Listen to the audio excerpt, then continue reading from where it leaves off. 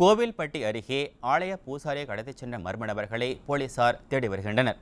10 லட்சம் ரூபாய் பணம் கேட்டு கடத்திய கும்பலில் இருந்து பூசாரி மீட்கப்பட்டது எப்படி, கடத்தப்பட்டதன் பின்னணி என்ன என்பது குறித்து விளக்குகிறது இந்த செய்தி தொகுப்பு.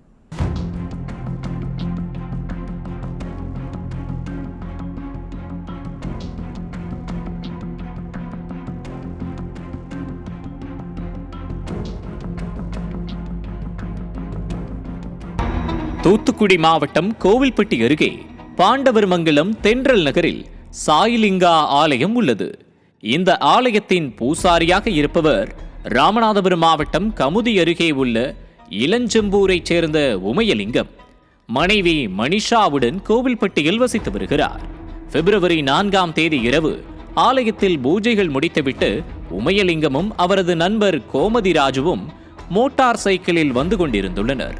பாண்டவர்மங்கலம் பகுதியில் வந்தபோது இருசக்கர வாகனம் மற்றும் காரில் வந்த 6 பேர் கொண்ட கும்பல் அவர்களை வெளிமறித்து தாக்கியதோடு உமையலிங்கத்தின் கை கால்களை கட்டி கார் டிக்கியில் போட்டு கடத்திச் சென்றுள்ளனர்.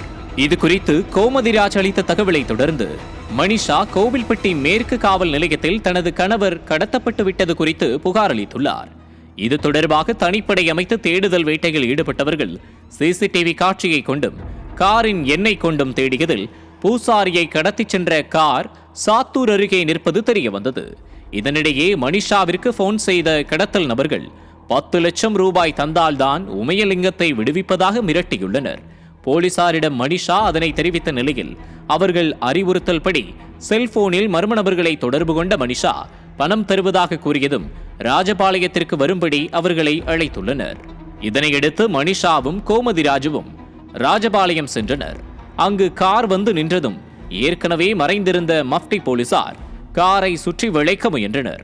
அதனை பார்த்து சுதாரித்த மர்ம கும்பல் காரில் இருந்து தப்பித்துச் செல்ல சிக்கிக்கொண்ட ஓட்டுநரான சிவகாசி லாயல் மில் காலனியைச் சேர்ந்த மனோகரை கைது செய்த போலீசார் கடத்தலுக்கு பயன்படுத்திய காரையும் பறிமுதல் செய்தனர்.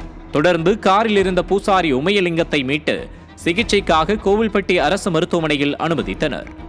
ஏற்கனவே இருந்த பணம் கொடுக்கல் வாங்கல் தகராறில் கடத்தல் சம்பவம் நடந்திருக்கலாம் என்றும் கடத்தியவர்கள் தன்னை தாக்கியதாகவும் உமையலிங்கம் தெரிவித்துள்ளார்.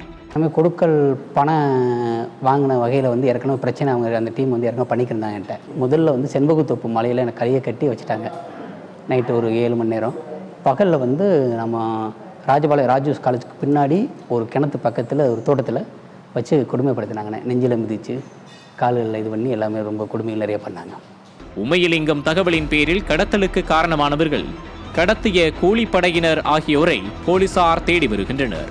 நியூஸ் ஜெய் செய்திகளுக்காக கோவில்பட்டி செய்தியாளர் ரவி மற்றும் ஆசாத்.